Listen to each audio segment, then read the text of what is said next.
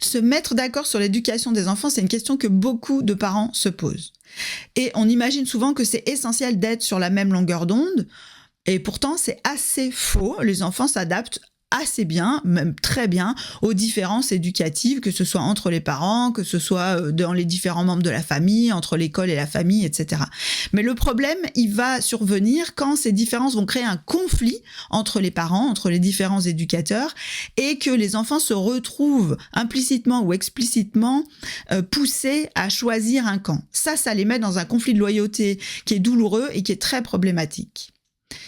Mais en réalité, très souvent, le problème, c'est pas du tout les différences éducatives.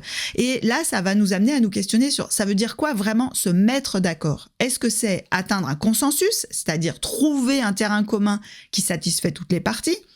Est-ce que c'est simplement réduire les tensions entre les parents en évitant les reproches et en agissant différemment ? Donc, si on est dans le premier cas, si votre objectif c'est d'atteindre un consensus, ça va impliquer que les deux parents acceptent de se remettre en question, au moins en partie. Et ça suppose que les deux acceptent d'écouter sincèrement l'autre pour essayer de comprendre quelle est l'intention positive, quels sont les bénéfices, les avantages de l'approche adoptée par l'autre parent. Ça ne signifie pas du tout argumenter, mais simplement expliquer son point de vue et faire confiance à l'autre pour se remettre en question.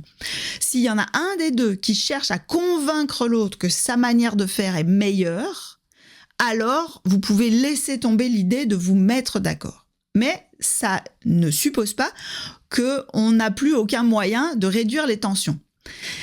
Parce que réduire les tensions et les reproches, ça va plutôt être l'endroit où on va apprendre à exprimer des demandes concrètes et à poser des limites claires.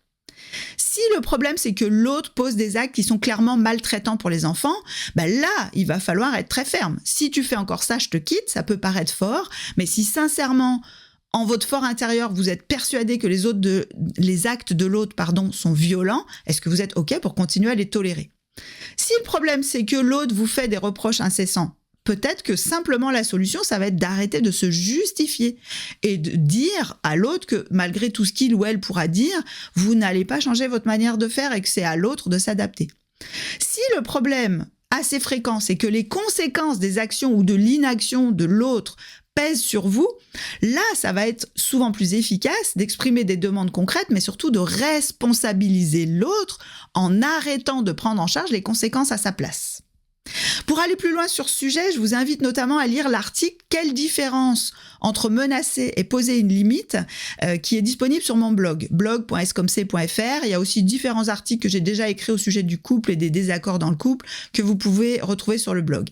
Et pour finir, je vous donne rendez-vous dans un prochain épisode de mon podcast « Du côté des parents » pour approfondir ce sujet des désaccords éducatifs.